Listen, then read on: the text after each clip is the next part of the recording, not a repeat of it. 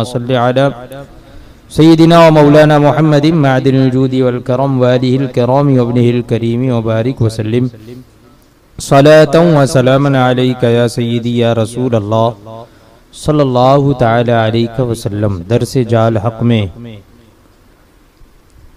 وہ احادیث کریمہ جو مخالفین کی جانب سے علم غیب کی نفی میں پیش کی جاتی ہے، ان احادیث کریمہ کا صحیح مفہوم اور ان مخالفین کو جواب اس سے پہلے ذکر کیا گیا۔ 3 احادیث کریمہ اس سے پہلے ذکر ہوئی۔ چوتھی حدیث حضرت صدیقۃ الکبریٰ یعنی حضرت عائشہ صدیقہ رضی اللہ تعالی عنہا کا ہار گم ہو گیا، جگہ جگہ تلاش کرایا گیا، نہیں ملا، پھر اونٹ کے نیچے سے برآمد ہوا۔ یعنی وہ اونٹ جس پر حضرت عائشہ صدیقہ رضی اللہ تعالی عنہا نے سواری فرمائی تھی، اس اونٹ کو اٹھایا گیا تو اس اونٹ کے نیچے سے وہ ہار برآمد ہوا۔ تو اب مخالفین یہ کہتے ہیں کہ اگر حضور صلی اللہ تعالی علیہ وسلم کو علم تھا تو لوگوں کو اسی وقت کیوں نہ بتا دیا کہ ہار وہاں ہے؟ تو اس سے معلوم ہوا کہ ان کو علم نہیں تھا۔ اس کا جواب ارشاد فرماتے ہیں کہ اس حدیث سے نہ بتانا معلوم ہوا کہ حضور نے بتایا نہیں، نہ بتانا معلوم ہوا، نہ کہ نہ جاننا۔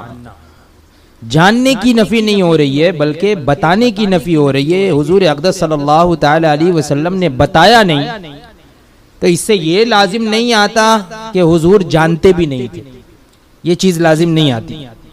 اور نہ بتانے سے صدہا حکمتیں ہوتی ہیں، بہت سی حکمتیں ہوتی ہیں جس کے سبب انسان بتاتا نہیں ہے، جانتا ہے لیکن بہت سی حکمتیں ایسی ہوتی ہیں اس کی وجہ سے بتایا نہیں جاتا اسے۔ بعض حضرات نے چاند کے گھٹنے بڑھنے کا سبب دریافت کیا، رب تبارک و تعالی نے نہ بتایا، اللہ تبارک و تعالی نے نہیں بتایا۔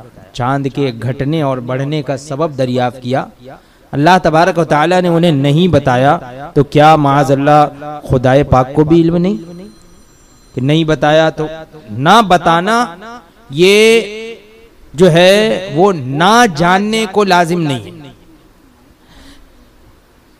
تو مرضی الہی یہ تھی، اللہ تبارک و تعالی کی رضا یہ تھی کہ صدیقہ کا ہار گم ہو، مسلمان اس کی تلاش میں یہاں رک جائے۔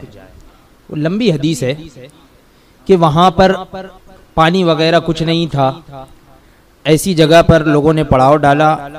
اب نماز کا وقت جو ہے وہ ابھی کافی تھا، تو لوگوں نے سوچا کہ یہاں پہ کچھ دیر پڑاؤ ڈالا جائے، آرام کیا جائے، پھر یہاں سے کچھ دن ڈھل جائے تو یہاں سے نکلیں گے۔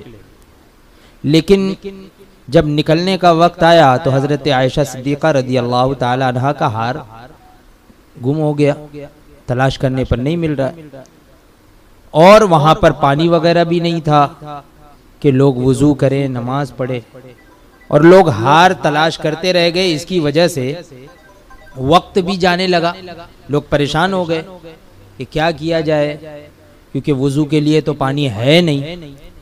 تو فرماتے ہیں کہ یہ مرضی الہی تھی کہ صدیقہ رضی اللہ تعالی عنہا کا ہار گم ہو، مسلمان اس کی تلاش میں یہاں رک جائیں، ظہر کا وقت آ جائے، پانی نہ ملے، تب حضور علیہ السلام سے عرض کیا جائے کہ اب کیا کریں۔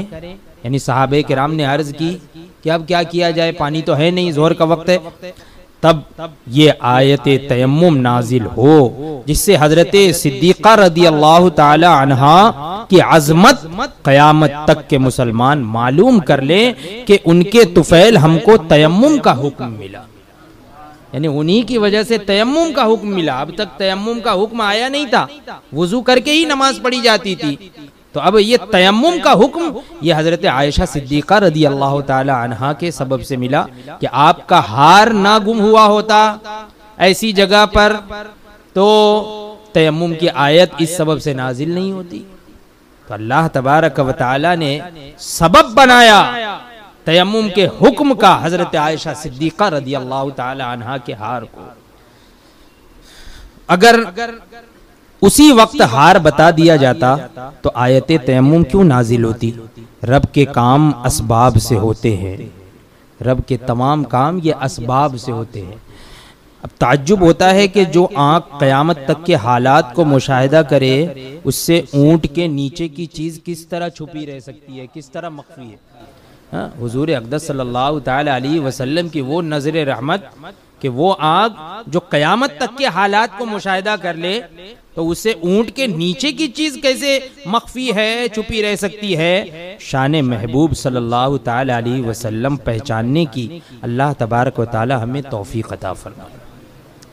پانچویں حدیث جو یہ علم غیب کی نفی میں پیش کرتے ہیں وہ مشکات شریف باب الحوض والشفاعہ صفحہ نمبر 27 میں ہے کہ لَيَرِدَنَّ عَلَيَّ أَقْوَامٌ أَعْرِفُهُمْ وَيَعْرِفُونَنِي ثُمَّ يُحَالُ بَيْنِي وَبَيْنَهُمْ فَأَقُولُ إِنَّهُمْ مِنِّي فَيُقَالُ إِنَّكَ لَا تَدْرِي مَا أَحْدَثُ بَعْدَكَ فَأَقُولُ سُحْقًا سُحْقًا لِمَنْ غَيَّرَ بَعْدِي. کہ حوض پر ہمارے پاس کچھ قومیں آئیں گی, حضور فرماتے ہیں حوض پر, حوض کوثر پر ہمارے پاس کچھ قومیں آئیں گی جن کو ہم پہچانتے ہیں اور وہ ہم کو پہچانتے ہیں, پھر ہمارے اور ان کے درمیان آڑ کر دی جائے گی. ہم کہیں گے کہ یہ تو ہمارے لوگ ہیں, تو کہا جائے گا کہ آپ نہیں جانتے کہ انہوں نے آپ کے بعد کیا نئے کام کیے.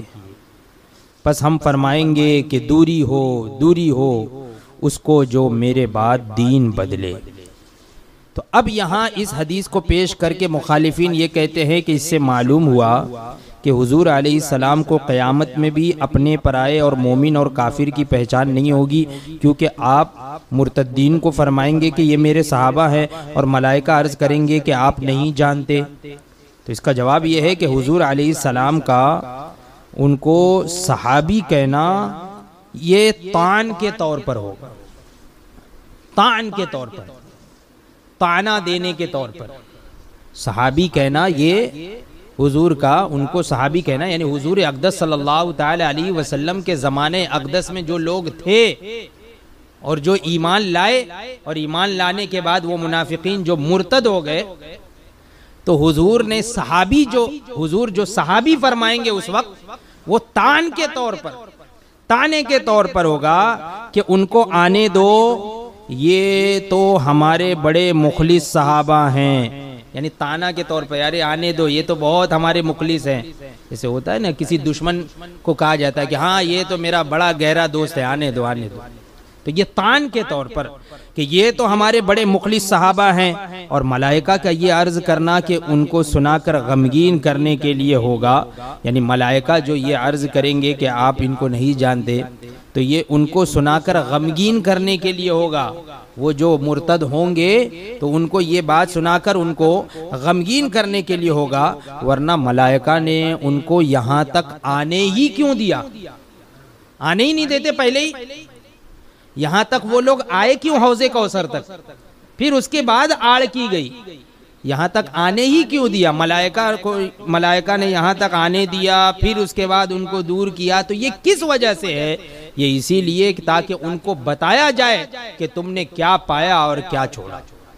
جیسا کہ قرآن کریم میں ہے کہ جہنمی کافر سے کہا جائے گا ذق انک انت العزیز الکریم, عذاب چکھ, تو تو عزت والا کرم والا ہے, تو تو عزت والا کرم والا ہے. تو اب یہاں پر کیا عزت والا اور کرم والا ہے, تو کیا واقعی وہ عزت والا یا کرم والا ہے؟ قرآن کریم میں ان جہنمیوں کے بارے میں ارشاد ہوا کہ انکا انت العزیز الکریم, کہ تو عزت والا اور کرم والا ہے. تو یہاں پر یہ طعن کے طور پر کہ تم دنیا میں بڑے عزت دار بنتے تھے، بڑے کرم نواز بنتے تھے، آج چکھو عذاب۔ تو حضرت ابراہیم علیہ السلام نے سورج کو دیکھ کر فرمایا تھا ھذا ربی، کہ یہ میرا رب ہے۔ پھر غور کی بات تو یہ ہے کہ آج تو حضور علیہ السلام اس سارے واقعے کو جانتے ہیں، یعنی حضرت ابراہیم علیہ السلام نے سورج کو دیکھ کر فرمایا تھا یہ میرا رب ہے۔ تو یہاں قرآن پاک میں جو اس واقعے کا ذکر ہے وہ آزر کے ساتھ، حضرت ابراہیم علیہ السلام نے فرمایا تھا، کیوں؟ اس لیے کہ وہ جو آزر تھا حضرت ابراہیم علیہ السلام کا چچا، تو اس نے چاند کو دیکھا تو کہا میرا رب ہے، پھر وہ ڈوب گیا تو پھر کہا نہیں، پھر سورج کو دیکھا تو میرا رب ہے۔ تو حضرت ابراہیم علیہ السلام نے طعن کے طور پر یہ فرمایا کہ یہ میرا رب ہے، یعنی کیا یہ ہمارا رب ہو سکتا ہے؟ یہ مطلب یہ میرا رب، یہ خبر دینا نہیں ہے، بلکہ طعن کے طور پہ کہ کیا یہ چیز، یہ سورج، یہ ہمارا رب ہو سکتی ہے؟ پھر غور کی بات تو یہ ہے کہ آج تو حضور علیہ السلام اس سارے واقعے کو جانتے ہیں اور فرماتے ہیں اعرفہم، ہم ان کو پہچانتے ہیں، کیا اس دن بھول جائیں گے؟ حضور فرماتے ہیں دنیا میں کہ ہم ان تمام لوگوں کو پہچانتے ہیں، تو کیا اس دن حضور بھول جائیں گے؟ نیز قیامت کے دن مسلمانوں کی چند علامات ہوں گی، جیسے کہ حدیث پاک کی روشنی سے پتہ چلتا ہے کہ اعضائے وضو کا چمکنا یہ مومنوں کی پہچان ہوگی، کہ اعضائے وضو چمکتے ہوں گے، چہرہ نورانی ہونا، یوم تبیض وجوہ وتسود وجوہ، کہ اس دن جو ہے وہ چہرے چمکتے ہوں گے، اور جو ہے کچھ لوگوں کے چہرے جو ہے وہ بالکل تاریک ہوں گے۔ تو اس سے جو ہے فرق واضح ہو جائے گا مومن اور کافر کا۔ داہنے ہاتھ میں نامہ اعمال کا ہونا یہ علامت ہوگی مومن اور کافر کی اس وقت۔ ایسے ہی پیشانی پر سجدے کا داغ ہونا، دیکھو مشکات کتاب الصلاۃ، اور کفار کی علامت ہوگی، اور ان کے خلاف ہونا، اور ان لوگوں کو ملائکہ کا روکنا یہ کفار کی علامت ہوگی۔ مومنوں کے خلاف اور ملائکہ کو، ان لوگوں کو ملائکہ کا روکنا ان کی ارتداد کی خاص علامت ہوگی جو آج بیان ہو رہی ہے۔ پھر کیا وجہ ہے کہ اتنی علامات کے ہوتے ہوئے حضور ان کو نہ پہچانے؟ نیز آج تو حضور علیہ الصلوۃ والسلام نے جنتی و جہنمی لوگوں کی خبر دے دی، اس دنیا میں ہی تمام جنتیوں کی اور جہنمیوں کی خبر یہ حضور نے عطا فرما دی۔ عشرہ مبشرہ کو بشارت دی، 2 کتابیں صحابہ کرام کو دکھا دی جن میں جنتی اور جہنمی لوگوں کے نام ہیں، وہاں نہ پہچاننے کا کیا مطلب ہو سکتا ہے؟ پھر کیسے ہو سکتا ہے کہ وہاں پہ حضور نہ پہچانے؟ کیا معنی؟ حضور علیہ السلام کو تمام مخلوقات سے زیادہ علم ہے، پھر ملائکہ کو تو خبر ہے کہ یہ مرتد ہیں اور حضور کو خبر نہیں۔ رب تبارک و تعالی فرماتا ہے کہ یعرف المجرمون بسیماہم، کہ مجرمین جو ہے وہ اپنے پیشانیوں سے، اپنے چہروں سے ہی جو ہے وہ پہچان لیے جائیں گے، یعنی چہرہ دیکھتے ہی پہچان لیے جائیں گے۔ نیز فرماتا ہے سیماہم فی وجوہہم من اثر السجود، جو مومن ہوں گے تو ان کے چہرے چمکتے ہوں گے، اثر سجود سے ان کی پیشانیاں چمکدار ہوں گی۔ تو معلوم ہوا کہ قیامت میں نیک اور بد لوگوں کی علامات یہ چہروں پر ہوگی، تو چہرہ خود ہی گواہی دے رہا ہوگا اس وقت تو کہ یہ کافر ہے کہ مومن ہے، تو حضور کیسے نہیں جانیں گے؟ حضور کیسے نہیں جانیں گے؟ تو یہاں پتہ یہ چلا کہ حضور کا یہ فرمانا یہ بطور طعن ہے، طعن کے طور پر ہے کہ یہ میرے صحابہ ہیں، آنے دو ان کو، یہ میرے صحابہ ہیں، یہ طعن کے طور پر۔ مشکات باب الحوض والشفاعہ صفحہ نمبر 390 میں ہے کہ جنتی مسلمان جہنمی مسلمانوں کو نکالنے کے لیے جہنم میں جائیں گے، اور ان کی پیشانی کے داغ سجدہ دیکھ کر ان کو جل چکنے کے بعد نکالیں گے، اور ان سے فرمایا جائے گا کہ فمن وجدتم فی قلبہ مثقال ذرۃ من خیر فاخرجوہ، کہ جس کے دل میں رائی کے برابر ایمان پاؤ اس کو نکال لے جاؤ۔ دیکھو جنتی مسلمان دوزخی مسلمانوں کے دل کے ایمان کو بھی پہچان رہے ہیں۔ جب ایک مسلمان عام مسلمان پہچان رہا ہے جنتی مسلمان یہ جہنمی مسلمانوں کو پہچان رہے، کیونکہ جو مسلمان رہے گا تو وہ ہمیشہ ہمیشگی والی جہنم میں نہیں رہے گا، بلکہ جتنا عذاب ہونا ہوگا اسے عذاب دیا جائے گا، پھر اس کے بعد وہ جنت میں آ جائے گا۔ تو حدیث پاک میں ہے کہ جنتی مسلمانوں سے کہا جائے گا کہ جاؤ اور انہیں پہچانو اور ان کو نکال کر لے آؤ۔ تو یہاں جنتی مسلمان جہنمی مسلمانوں کو پہچان لیں گے کہ کون مسلمان ہے جہنمیوں میں اور کون جہنمیوں میں کافر ہے۔ یہ جب جنتی مسلمان پہچان لیں گے تو حضور کیسے نہیں پہچان لیں گے؟ تو یہ کہ دیکھو جنتی مسلمان دوزخی مسلمانوں کے دل کے ایمان کو پہچانتے ہیں، بلکہ یہ بھی جانتے ہیں کہ کس کے دل میں کس درجے کا ایمان ہے، دینار کے برابر یا ذرے کے برابر۔ لیکن حضور علیہ السلام کو چہرہ دیکھ کر، علامت دیکھ کر بھی خبر نہیں ہوتی کہ یہ مسلمان ہے یہ کافر، یہ کون سی بات ہے؟ اللہ تعالی سمجھ نصیب فرمائے، ایسے لوگوں کو سمجھ عطا فرمائے۔ چھٹی حدیث ہے بخاری شریف جلد اول کتاب الجنائز صفحہ نمبر 166 میں حضرت ام العلا کی روایت ہے کہ واللہ ما ادری وانا رسول اللہ ما یفعل بی، کہ اللہ کی قسم میں نہیں جانتا حالانکہ میں اللہ کا رسول ہوں کہ میرے ساتھ کیا کیا جائے گا۔ خدا کی قسم میں نہیں جانتا حالانکہ میں اللہ کا رسول ہوں، کیا نہیں جانتا کہ میرے ساتھ کیا کیا جائے گا۔ تو مخالفین اس حدیث کو بطور استدلال پیش کرتے ہوئے کہتے ہیں کہ اس سے معلوم ہوا کہ حضور علیہ السلام کو اپنی بھی خبر نہ تھی کہ قیامت میں مجھ سے کیا معاملہ ہوگا، ہے نا؟ اس حدیث کو پیش کرتے ہیں۔ تو اس کا جواب یہ ہے کہ اس جگہ علم کی نفی نہیں بلکہ درایتن کی نفی ہے، یعنی میں اپنے قیاس اور اٹکل سے نہیں جانتا کہ میرے ساتھ کیا معاملہ ہوگا۔ یہاں پہ درایت کی نفی ہے۔ درایت کی نفی کا مطلب یعنی جو کچھ میں جانتا ہوں وہ میں اپنے قیاس سے نہیں جانتا، اپنی رائے سے نہیں جانتا، اپنی طرف سے اجتہاد کر کے نہیں جانتا، اپنی طرف سے کوشش کر کے نہیں جانتا، بلکہ اللہ کی عطا سے جانتا ہوں، یہ مطلب ہے۔ تو فرماتے ہیں کہ یعنی میں اپنے اٹکل و قیاس سے نہیں جانتا کہ میرے ساتھ کیا معاملہ ہوگا، بلکہ اس کا تعلق وحی الہی سے ہے۔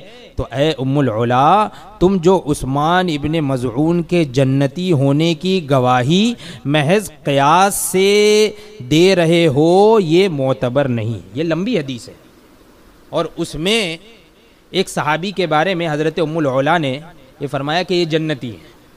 تو ان کے جواب میں حضور اقدس صلی اللہ تعالی علیہ وسلم نے ایسا فرمایا، یہ جملہ فرمایا کہ تم قیاس سے کہہ رہے ہو، تم کیسے یقین کے ساتھ کہہ سکتے ہو کہ جنتی ہے کہ نہیں ہے؟ اپنا قیاس اس چیز میں مت لگاؤ، کیونکہ میں بھی جو ہے وہ جو باتیں اپنے بارے میں بھی کہتا ہوں تو اپنے قیاس سے نہیں کہتا ہوں بلکہ وحی الہی سے کہتا ہوں، یہ مطلب ہوا۔ تو اس غیب کی خبروں میں تو انبیاء کرام بھی قیاس نہیں فرماتے، ورنہ مشکات باب فضائل سید المرسلین میں ہے کہ ہم اولاد آدم کے سردار ہیں، اس روز لواء الحمد ہمارے ہاتھ میں ہوگا، آدمیان ہمارے جھنڈے کے نیچے ہوں گے۔ تو اب یہ اس حدیث کی مطابقت کس طرح کی جائے گی؟ یعنی یہ بھی تو حدیث حضور نے ہی ارشاد فرمائی کہ اس روز لواء الحمد ہمارے ہاتھ میں ہوگا اور اس جھنڈے کے نیچے تمام انسان ہوں گے۔ تو حضور خود اپنے بارے میں یہ ارشاد فرما رہے ہیں، تو اب اس کا جواب کیا دو گے؟ اگر تم اس حدیث سے یہ استدلال کرتے ہو کہ حضور خود فرما رہے ہیں کہ میرے ساتھ کیا ہوگا قیامت کے دن یہ میں نہیں جانتا، تو دوسری حدیث میں تو حضور خود فرما رہے ہیں کہ میں ہی سب کی شفاعت فرمانے والا ہوں، میرے ہاتھ میں لواء الحمد ہوگا۔ تو اس کا کیا جواب دو گے؟ پتہ یہ چلا کہ وہاں پر جو مراد ہے وہ یہ کہ میں جو بھی کہتا ہوں وہ اپنے قیاس سے نہیں کہتا بلکہ وحی الہی سے کہتا ہوں۔ 7ویں حدیث بخاری شریف جلد دوم کتاب المغازی باب حدیث افک میں ہے کہ حضرت صدیقہ رضی اللہ تعالی عنہا کو تہمت لگی، حضرت عائشہ صدیقہ رضی اللہ تعالی عنہا پر تہمت لگائی گئی، اور قرآن پاک میں سورہ نور میں اللہ تبارک و تعالی نے تقریباً 10 آیات کریمہ آپ کی برات پر نازل فرمائی، حضرت عائشہ صدیقہ رضی اللہ تعالی عنہا کی برات میں۔ تو بخاری شریف میں ہے کہ حضرت صدیقہ رضی اللہ تعالی عنہا کو تہمت لگی، آپ اس میں پریشان تو رہے، حضور اقدس صلی اللہ تعالی علیہ وسلم پریشان تو رہے، مگر بغیر وحی آئے ہوئے کچھ نہ فرما سکے کہ یہ تہمت صحیح ہے یا غلط۔ اگر علم غیب ہوتا تو پریشانی کیسی؟ یہ مخالفین کہتے ہیں کہ وہ پریشان تھے حضور، تو اس کا مطلب یعنی حضور وحی کے انتظار میں تھے اور اپنی طرف سے کچھ نہ فرما سکے کہ یہ جو لوگ تہمت لگا رہے حضرت عائشہ پر یہ صحیح ہے یا غلط ہے، تو اگر حضور کو علم غیب ہوتا تو پھر پریشانی کیسی، اور اتنے روز تک خاموشی کیوں فرمائی حضور نے؟ یہ اعتراض کرتے۔ تو اس کا جواب یہ ہے کہ اس میں بھی وہی جواب کہ اس میں بھی نہ بتانا ثابت ہے، نہ جاننا نہیں ثابت ہو رہا، بلکہ حضور نے بتایا نہیں۔ اس سے یہ ثابت نہیں ہوتا کہ حضور جانتے نہیں تھے کہ حضرت عائشہ صدیقہ پاک دامن ہے، یہ تہمت، یہ غلط تہمت، جھوٹی تہمت حضرت عائشہ صدیقہ رضی اللہ تعالی عنہ پر باندھی جا رہی ہے، تو اس سے یہ ثابت نہیں ہوتا کہ حضور جانتے نہیں تھے۔ اس میں بھی نہ بتانا ثابت ہے، نہ کہ نہ جاننا۔ نہ بتانے سے نہ جاننا لازم نہیں آتا۔ خود رب نے بھی بہت روز تک ان کی عصمت کی آیات نہ اتاری۔ اللہ تبارک و تعالی نے بھی کئی دنوں تک حضرت عائشہ صدیقہ رضی اللہ تعالی عنہا کے پاک دامنی کے ثبوت میں آیت کریمہ نازل نہیں فرمائی۔ تو کیا مطلب معاذ اللہ کو بھی معلوم نہیں تھا اتنے دن تک؟ اگر ایسا ہی تھا تو فوراً آیت نازل ہو جاتی۔ اتنے دنوں تک آیت کریمہ نازل نہیں فرمائی اللہ تبارک و تعالی نے، تو آپ اگر اس حدیث سے یہ استدلال کرتے ہو کہ حضور کو معلوم نہیں تھا اسی لیے حضور خاموش رہے، تو اللہ تبارک و تعالی نے بھی تو اتنے دنوں تک آیت کریمہ نازل نہیں فرمائی، تو اس سے آپ کیا کہو گے؟ کیا کہو گے اس سے؟ ان کی عصمت کی آیات نہ اتاری تو کیا رب کو بھی خبر نہیں تھی؟ نیز بخاری کی اسی حدیث میں ہے کہ ما علمت علی اہلی الا خیرا، حضور فرماتے ہیں کہ میں اپنی بیوی کی پاک دامنی ہی جانتا ہوں، یعنی میں نہیں جانتا مگر اپنی بیوی کی پاک دامنی، یعنی میں جانتا تھا کہ میری بیوی پاک دامن ہے، جس سے معلوم ہوتا ہے کہ علم ہے، وقت سے پہلے اظہار نہیں۔ علم تو تھا لیکن اظہار کا ایک وقت تھا، اللہ تبارک و تعالیٰ کے حکم کا انتظار تھا کہ اللہ تبارک و تعالیٰ جب حکم فرمائے اس وقت اس کا اظہار کیا جائے۔ ایک ہوتا ہے علم اور ایک ہوتا ہے اس کو ظاہر کرنا۔ تو علم بتایا نہیں یہ تو اس وقت ثابت ہوتا ہے، لیکن جانتے نہیں تھے یہ ثابت نہیں۔ اور یہ تو ہو سکتا ہی نہیں کہ نبی اکرم صلی اللہ تعالی علیہ وسلم کو حضرت عائشہ پر بدگمانی ہوئی ہو، ایسا تو کوئی سوچ بھی نہیں سکتا کہ حضور صلی اللہ تعالی علیہ وسلم کو حضرت عائشہ صدیقہ رضی اللہ تعالی عنہ پر بدگمانی ہوئی ہو، ہے نا، کہ ہاں ہو سکتا ہے، ایسا تو معاذ اللہ ہم سوچ بھی نہیں سکتے، کیونکہ رب تبارک و تعالی نے مسلمانوں کو عتاباً فرمایا کہ لولا اذ سمعتموہ ظن المؤمنون والمؤمنات بانفسہم خیرا وقالوا ھذا افک مبین، یعنی مسلمان مردوں اور عورتوں نے اپنے دلوں میں نیک گمانی کیوں نہ کی اور فوراً کیوں نہ کہا کہ یہ کھلا ہوا بہتان ہے، نیک گمانی کیوں نہ کی؟ تو اس سے یہ پتا چلتا ہے کہ اللہ تبارک و تعالی نے وہ مومنین اور مومنات جو کچھ جانتے تھے لیکن کچھ کسی طریقے کا وہم دل میں رکھتے تھے، تو ان لوگوں کی اللہ تبارک و تعالی نے سرزنش فرمائی۔ اگر حضور بھی معاذ اللہ بدگمانی رکھتے تو اس آیت کے تحت تو حضور بھی آ جاتے، تو اللہ تبارک و تعالی نے یہ نہیں فرمایا، حضور کو مخاطب نہیں فرمایا۔ تو اس سے یہ پتا چلا کہ حضور اقدس صلی اللہ تعالی علیہ وسلم حضرت عائشہ صدیقہ رضی اللہ تعالی عنہ کے بارے میں بدگمانی نہیں رکھتے تھے، یعنی یہ سوچتے نہیں تھے کہ ہاں ایسا ہو سکتا ہے، یہ صحیح ہے۔ کیوں؟ اس لیے کہ اللہ تبارک و تعالی خود ارشاد فرماتا ہے کہ کیوں نہ کہا فوراً کہ یہ کھلا ہوا بہتان ہے۔ ان لوگوں نے کیوں نہیں کہا، یعنی مسلمانوں نے۔ حضور اقدس صلی اللہ تعالی علیہ وسلم نے، اب یہ پتا کیا چلا اس سے، اس آیات کریمہ سے یہ پتا چلا کہ حضور بھی اتنے دنوں تک خاموش رہے اور اتنے دنوں تک آیات کریمہ نازل نہیں ہوئی۔ یہ کس لیے؟ اس لیے کہ عوام میں سے کوئی اٹھ کر کہہ دے کہ نہیں یہ پاک دامن ہے، اس انتظار میں کہ کوئی اٹھ کر کہہ دے، کوئی تو عوام میں سے کہہ دے کہ نہیں یہ لوگ غلط تہمت لگا رہے ہیں، اس لیے انتظار کیا گیا۔ پتہ لگا کہ نزول برات سے پہلے ہی مسلمانوں پر نیک گمانی واجب اور بدگمانی حرام تھی، یعنی جب یہ آیت کریمہ نازل ہوئی تو اس سے پہلے ہی مسلمانوں پر نیک گمانی یہ ضروری تھی، نیک گمانی کرنا چاہیے تھا حضرت عائشہ صدیقہ رضی اللہ تعالیٰ عنہ کے بارے میں۔ جو لوگ بدگمانی کر رہے تھے تو وہ غلط تھا، ناجائز تھا، اور نبی علیہ الصلوۃ والسلام کیا کوئی حرام کام کر سکتے ہیں؟ ہاں، تو اگر حضور کے بارے میں کوئی یہ کہے کہ بدگمانی تھی تو پھر یہاں پر تو نبی علیہ الصلوۃ والسلام تو معصوم ہے نا، حرام سے معصوم ہیں، تو آپ بدگمانی ہرگز نہیں فرما سکتے۔ ہاں، آپ کا فوراً یہ فرمانا کہ ھذا افک مبین یہ آپ پر واجب نہ تھا، کیونکہ آپ کے گھر کا معاملہ تھا۔ رہی پریشانی اور اتنا سکوت یہ کیوں ہوا؟ تو پریشانی کی وجہ معاذ اللہ لا علمی نہیں ہے۔ اگر کسی عزت و عظمت والے کو غلط الزام لگا دیا جائے، اگر کوئی عزت والا ہو، کوئی عزت والا ہو، وجاہت والا ہو، جیسے یہاں پر آپ لوگ بیٹھے ہوئے عزت والے، اب آپ ہی پر کوئی گندا گھنونا جھوٹا ایسا گھنونا الزام کوئی لگا دے، حرام کاری کا یا کسی بھی چیز کا الزام اگر کوئی لگا دے، تو اب اگر کسی عزت و عظمت والے کو غلط الزام لگا دیا جائے اور وہ خود جانتا بھی ہو کہ یہ الزام غلط ہے، پھر بھی اپنی بدنامی کے اندیشے پر پریشان ہوتا ہے کہ کہیں میری بدنامی نہ ہو، پریشان رہتا ہے کہ میری بدنامی نہ ہو۔ لوگوں میں اس افواہ کا پھیلنا ہی پریشانی کا باعث ہوا۔ لوگوں میں یہ جو افواہ پھیلی نا حضرت عائشہ صدیقہ رضی اللہ تعالی عنہ کی تہمت کے بارے میں، یہی پریشانی کا باعث ہوا۔ یعنی جو حدیث پاک میں ہے کہ حضور اقدس صلی اللہ تعالی علیہ وسلم پریشان رہے، تو یہ پریشانی کا سبب کیا تھا؟ لوگوں میں اس افواہ کا پھیلنا۔ یہ جو غلط افواہ پھیلی یہ پریشانی کا باعث ہوا۔ اگر آیات کے نزول کا انتظار نہ فرمایا جاتا اور پہلے ہی سے عصمت کا اظہار فرمایا جاتا، یعنی پاک دامنی کا اظہار حضور فرما دیتے، تو منافقین کہتے کہ اپنی اہل خانہ کی حمایت کر رہے ہیں۔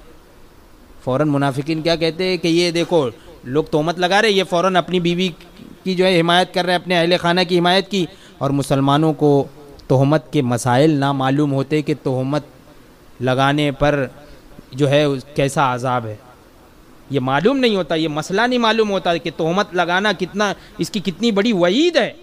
یہ وعید اسی وقت معلوم ہوئی جب لوگوں نے تہمت لگائی اور بعد میں آیات کریمہ نازل ہوئی۔ تو مسلمانوں کو تہمت کے مسائل نہ معلوم ہوتے، اور پھر مقدمات کی تحقیقات کرنے کا طریقہ نہ آتا، یعنی لوگوں میں کس طریقے سے تحقیق کی جائے، مقدمہ کیسے ہو، کیس ہوا تو کیس میں کیسے تحقیق کرنی چاہیے، کیسے نہیں کرنی چاہیے، کیا طریقہ ہے، تو یہ طریقہ معلوم نہ ہوتا، اور صدیقۃ الکبریٰ کو صبر کا وہ ثواب نہ ملتا جو اب ملا۔ اتنے دنوں تک جو حضرت عائشہ صدیقہ رضی اللہ تعالی عنہا نے کیا گزری ہوگی آپ پر اور حضور پر، تو انہوں نے جو صبر کیا تو اس صبر کا ثواب اس وقت نہ ملتا جو اب ملا۔ اس تاخیر میں بہت سی حکمتیں ہیں، صدہا حکمتیں ہیں، اور یہ تو مسئلہ عقائد کا ہے، یہ تو مسئلہ عقائد کا ہے کہ نبی کی بیوی بدکار نہیں ہو سکتی، نبی کی بیوی بدکار نہیں ہو سکتی۔ رب تبارک و تعالی فرماتا ہے الخبیثات للخبیثین والخبیثون للخبیثات، کہ گندی عورتیں گندے مردوں کے لیے ہیں اور گندے مرد گندی عورتوں کے لیے۔ تو اب اس گندگی سے مراد کون سی گندگی ہے؟ زنا والی گندگی۔ اس گندگی سے مراد گندگی یہ زنا ہے، یعنی نبی کی بیوی جو ہے معاذ اللہ زانیہ نہیں ہو سکتی ہے نا۔ ہاں کافرہ ہو سکتی ہے کہ کفر سخت جرم ہے مگر گھنونی چیز نہیں، گھنونی چیز، گھنونا الزام، یعنی یہ زنا یہ ایک گھنونی چیز ہے، ایک فعل ہر ایک کی نظر میں یہ گھنونا ہے۔ تو اب اگر کوئی یہ کہے اعتراض میں، کوئی اس طریقے سے اگر کہے کہ حضرت نوح علیہ السلام کے بارے میں قرآن پاک میں ہے کہ تم جو ہے اپنی بیوی کو چھوڑ کر نکل جاؤ کیونکہ وہ تم میں سے نہیں ہے، تو اب کیا مطلب ہوا؟ تو اب یہاں پر اس کا بھی جواب دیا جا رہا ہے کہ زنا کا الزام لگانا اور زنا کا جو یہ فعل ہے یہ گندگی میں شمار ہوتا ہے، اور کفر جو ہے یہ ایک بڑی غلط چیز ہے لیکن گھنونی نہیں، گھنونی یعنی ہر ایک چاہے کافر ہو کہ مسلم ہو جس سے گھن کرتا ہو، جس کو غلط سمجھتا ہو، یہ مراد ہے یہاں پر۔ تو وہی فرما رہے ہیں کہ ہاں کافرہ ہو سکتی ہے کہ کفر سخت جرم ہے مگر گھنونی چیز نہیں، ہر شخص اس سے عار نہیں کرتا، اور زنا سے تو ہر طبیعت نفرت اور عار کرتی ہے، شرم محسوس کرتی ہے۔ اسی لیے انبیاء کی بیویوں کو کبھی خواب میں احتلام بھی نہیں ہوتا، خواب میں احتلام بھی نہیں ہوتا۔ یہ ازواج مطہرات کا یہ حال ہے۔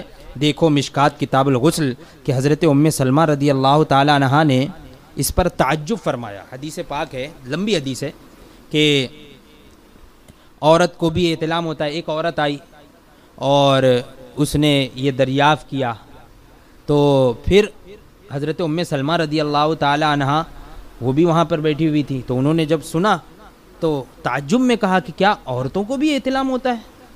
یہ تعجب فرمانا کس وجہ سے تھا؟ یعنی اس سے یہ پتہ چلا کہ ازواج مطہرات کو احتلام بھی نہیں ہوتا ہے، یعنی گھنونے کا شائبہ بھی جہاں ہو وہ چیز بھی ان کو لاحق نہیں ہوتی ہے۔ سمجھ میں آئی بات؟ تو تعجب فرمایا کہ عورت کو بھی احتلام ہوتا ہے، اور اس کی تحقیق ہماری کتاب شان حبیب الرحمن میں بھی ہے۔ تو کیا حضور علیہ السلام کو عقیدے کا یہ مسئلہ بھی معلوم نہیں تھا کہ حضرت صدیقہ رضی اللہ تعالی عنہا سید الانبیاء کی زوجہ پاک ہیں، ان سے یہ قصور ہو سکتا ہی نہیں، یہ گناہ کیسے ہو سکتا ہے؟ تو اب کیا یہ حضور کو نہیں معلوم تھا؟ نیز مرضی الہی یہ تھی کہ محبوب علیہ السلام کی عصمت کی گواہی ہم براہ راست دیں گے۔ حضور کی محبوبہ ہیں تو محبوب کے محبوبہ کی جو ہے وہ پاک دامنی کی گواہی اب حضور کی زبانی نہیں بلکہ ہم خود براہ راست دیں گے۔ اور قرآن میں یہ آیات اتار کر قیامت تک کے مسلمانوں سے تمام دنیا میں ان کی پاک دامنی کے خطبے پڑھوا لیں۔ آج بھی کچھ لوگ ہیں جو حضرت عائشہ صدیقہ رضی اللہ تعالی عنہا پر کیچڑ اچھالتے ہیں، قیامت تک کے لیے ان کا جواب ہو گیا قرآن پاک کی آیات کہ نمازی نمازوں میں ان کی عفت کے گیت گائیں۔ ارے نماز پڑھیں گے، نماز میں بھی قرآن کی وہ آیات کریمہ تو پڑھیں گے نا، تو قرآن کریم میں وہ آیات کریمہ جو حضرت عائشہ صدیقہ رضی اللہ تعالی عنہا کے پاک دامنی کا ثبوت ہے۔ ہاں تو نمازی نماز میں ان کی عفت کے گیت گائیں۔ اب اگر حضور علیہ السلام خود ہی بیان فرما دیتے تو یہ خوبیاں حاصل نہ ہوتی۔ غرضے کے علم تو تھا لیکن اظہار نہیں تھا، حضور کو علم تھا لیکن حضور نے اظہار نہیں فرمایا۔ لطف یہ ہے کہ یوسف علیہ السلام کو زلیخا نے تہمت لگائی تو رب تبارک و تعالیٰ نے ان کی صفائی خود بیان نہ فرمائی۔ یوسف علیہ السلام پر بھی تہمت لگی تھی، مشہور واقعہ ہے، سورہ یوسف میں ہے، تو اللہ تبارک و تعالیٰ نے ان کی صفائی خود بیان نہ فرمائی بلکہ ایک شیر خوار بچے کے ذریعے چاک دامنی سے پاک دامنی ظاہر فرما دی۔ یعنی شیر خوار بچہ تھا، اس نے کہنا شروع کر دیا ہے نا، جو ابھی گہوارے میں تھا اسی نے کہہ دیا کہ دامن آگے سے پھٹا ہے کہ پیچھے سے پھٹا ہے، اگر آگے سے پھٹا ہے تو حضرت یوسف علیہ السلام کی غلطی ہے، اور اگر پیچھے سے پھٹا ہے تو زلیخا کی غلطی ہے۔ اس طریقے سے اس شیر خوار دودھ پیچھے پیتے بچے نے پاک دامنی کو ظاہر فرمایا۔ حضرت مریم کو تہمت لگی تو شیر خوار حضرت عیسیٰ روح اللہ سے ان کی عصمت ظاہر کی۔ جب حضرت مریم رضی اللہ تعالی عنہا حمل سے ہوئی، لوگوں نے تہمت لگائی کہ تمہاری شادی نہیں ہوئی، نکاح نہیں ہوا، یہ کہاں سے آ گیا، یہ تہمت لگائی۔ تو حضرت عیسیٰ علیہ السلام جو ابھی گود میں تھے، دودھ پیتے، ابھی اسی وقت آپ نے فرمایا قال انی عبد اللہ، قرآن پاک میں بھی ہے نا کہ میں اللہ کا بندہ ہوں۔ تو ان کی عصمت کی ان کی عصمت حضرت عیسیٰ علیہ السلام نے ظاہر فرمائی، مگر محبوب علیہ السلام کی محبوبہ زوجہ کو الزام لگا تو کسی بچے یا فرشتے سے عصمت کی گواہی نہ دلوائی گئی، بلکہ یہ گواہی خود خالق نے دی اور اس گواہی کو قرآن کا جز بنا دیا تاکہ یہ گواہی ایمان کا رکن بنے اور مخلوق کو حضور علیہ الصلاۃ والسلام کی محبوبیت کا پتہ چل جائے، ہے نا، حضور کی محبوبیت کس درجے کی ہے اس کا پتہ چلے۔ تو ایک نوٹ کرنے والی بات یہ ہے تنبیہ کہ ایک ہے جہالت، ایک جہل ہے، اور ایک نسیان ہے۔ نسیان کا مطلب ہوتا ہے بھولنا، ایک ہوتا ہے جہالت مطلب یعنی ہم نے سیکھا ہی نہیں تو وہ جاہل ہے، یعنی شروع سے ہی ہم نے وہ کچھ سیکھا ہی نہیں، علم حاصل ہی نہیں کیا، تو یہ ہے جہل۔ اور ایک ہے نسیان، یعنی علم حاصل کر کے بھول جانا، اس کو کیا کہیں گے؟ نسیان۔ ایک ہے ذہول، تو جہل یہ نہ جاننا ہے، نسیان جان کر حافظے سے نکل جانا ہے، اور ذہول یہ ہے کہ کوئی حافظے میں ہو مگر ادھر توجہ نہ رہے، یعنی بھولا نہیں ہے لیکن توجہ نہیں گئی، ہے نا۔ ایک شخص نے قرآن نہ پڑھا، دوسرے نے حفظ کر کے بھلا دیا، تیسرا شخص حافظ کامل ہے، اگر کسی وقت کوئی آیت اس سے پوچھی بتا نہ سکا، توجہ نہ رہی، تو یہ مطلب نہیں کہ تم حافظ ہی نہیں رہے، بھئی توجہ نہیں ہے تو بتا نہیں پایا، یہ مطلب نہیں ہے کہ تم بھول گئے، نہیں، بلکہ ابھی توجہ نہ رہی۔ تو پہلا تو قرآن سے جاہل، دوسرا بھولنے والا یعنی ناسی، اور تیسرا زاہل ہوا۔ انبیاء کرام کو بعض وقت کسی خاص چیز کا نسیان ہو سکتا ہے مگر بعد میں اس پر قائم نہیں رہتے، یعنی ہمیشگی کے لیے یہ نسیان نہیں رہتا۔ قرآن کریم سیدنا آدم علیہ السلام کے لیے فرماتا ہے فنسیا ولم نجد لہ عزما، وہ بھول گئے، ہم نے ان کا قصد نہ پایا۔ حضرت آدم علیہ السلام کی نظر لوح محفوظ پر تھی، تو یہ تمام واقعات پیش نظر تھے، مگر ارادے الہی کہ کچھ مدت کے لیے نسیان ہو گیا تھا۔ حضرت آدم علیہ السلام کو کچھ مدت کے لیے نسیان ہو گیا تھا۔ قیامت میں شفیع کی تلاش میں سارے مسلمان، جن میں محدثین، مفسرین، فقہا سب ہی ہیں، انبیاء کرام کے پاس جائیں گے کہ آپ شفاعت فرمائے، وہ شفاعت نہ تو کریں گے اور نہ ہی شفیع المذنبین کا صحیح پتہ دیں گے۔ خیال سے فرمائیں گے کہ حضرت نوح علیہ السلام کے پاس جاؤ، وہاں جاؤ، وہاں جاؤ، شاید وہ تمہاری شفاعت کرے، حالانکہ دنیا میں سب کا عقیدہ تھا اور ہے کہ قیامت میں شفیع المذنبین حضور ہی ہے، یہی عقیدہ ہے نا۔ تو یہ ہوا کیا؟ یہ ہوا ذہول۔ یہ کیا ہوا؟ ذہول، یعنی یہ بات معلوم تو تھی لیکن توجہ نہیں تھی، اس وقت توجہ نہیں رہے گی اس وقت وہاں پر، تو یہ ہوا ذہول کہ ان باتوں کی طرف توجہ نہ رہی۔ اگر حضور صلی اللہ تعالی علیہ وسلم کسی وقت کوئی بات نہ بتائیں تو اس کی وجہ ذہول ہو سکتی ہے، یعنی ادھر توجہ کا نہ ہونا، توجہ کا نہ ہونا یہ ہو سکتا ہے، بے علمی ثابت نہیں ہوگی کہ حضور کو علم ہی نہیں تھا، یہ ثابت نہیں ہوگا۔ رب تبارک و تعالیٰ فرماتا ہے وَإِن كُنْتَ مِن قَبْلِهِ لَمِنَ الْغَافِلِينَ، کہ اے محبوب اگرچہ آپ اس سے پہلے واقعہ حضرت یوسف سے بے پرواہ تھے، تو غافل فرمایا، جاہل نہیں فرمایا، غافلین فرمایا کہ بے پرواہ تھے، غافل فرمایا، جاہل اللہ تبارک و تعالیٰ نے نہیں فرمایا۔ میں نے ابھی سب کی تعریف کر دی کہ جاہل کس کو بولتے ہیں، ناسی کس کو بولتے ہیں اور زاہل کس کو بولتے ہیں، تو یہاں پر جو ہے غافل فرمایا کہ غافل وہ کہ واقعہ علم میں ہے مگر ادھر دھیان نہیں، واقعہ تو علم میں ہے لیکن ادھر دھیان نہیں۔ شیخ سعدی گلستان میں فرماتے ہیں کہ کسی نے حضرت یعقوب علیہ السلام سے پوچھا کہ آپ نے حضرت یوسف کے کرتے کی خوشبو مصر سے تو پائی مگر کنعان کے کنویں میں رہے تو آپ معلوم نہ کر سکے، وہیں پہ کنویں میں تھے تو آپ کو معلوم نہیں ہوا اور مصر سے خوشبو آپ نے پالی، تو فرمایا کہ ہمارا حال بجلی کی تڑپ کی طرح ہے، کبھی ظاہر کبھی چھپا ہوا ہے نا، ہمارا حال یہ بجلی کی تڑپ کی طرح ہے، کبھی ظاہر کبھی چھپا ہوا۔ قرآنی آیات سے معلوم ہوتا ہے کہ حضرت یعقوب علیہ السلام کو علم تھا کہ ماہ کنعان مصر میں تجلی دے رہا ہے. فرماتے ہیں وَأَعْلَمُ مِنَ اللَّهِ مَا لَا تَعْلَمُونَ, مجھے خدا کی طرف سے وہ باتیں معلوم ہیں جو تم کو نہیں معلوم. یعنی حضور حضرت یعقوب علیہ السلام کو یہ علم تھا. اور روح البیان پارہ 12 زیر آیت وَلَقَدْ أَرْسَلْنَا نُوحًا إِلَىٰ قَوْمِهِ میں ہے کہ رب تبارک و تعالیٰ نے اپنے پیاروں کا رونا رب تبارک و تعالیٰ کو اپنے پیاروں کا رونا بہت پسند ہے. حضرت نوح علیہ السلام اتنا روئے کہ نام ہی نوح ہوا. نوح نوحہ سے ہے, نوح یعنی نوحہ اور گریہ و زاری کرنے والے. حضرت یعقوب کے رونے کے لیے فراق یوسف ظاہری تھا, ورنہ ان کا رونا بلندی درجات کا سبب تھا. یعنی حضرت یوسف علیہ السلام کی جدائیگی جو ہے یہ تو ظاہری سبب تھا, ورنہ ان کا رونا یہ بلندی درجات کا سبب تھا. لہٰذا ان کا یہ رونا حضرت یوسف سے بے خبری کی وجہ سے نہیں تھا, بلکہ المجاز قنطرۃ الحقیقہ.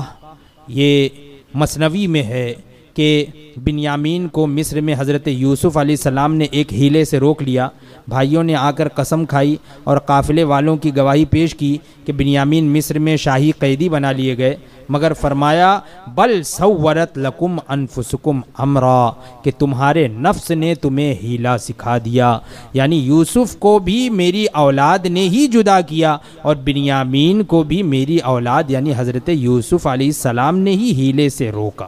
تو اب جس سے معلوم ہوتا ہے کہ اصل واقعے کی خبر ہے.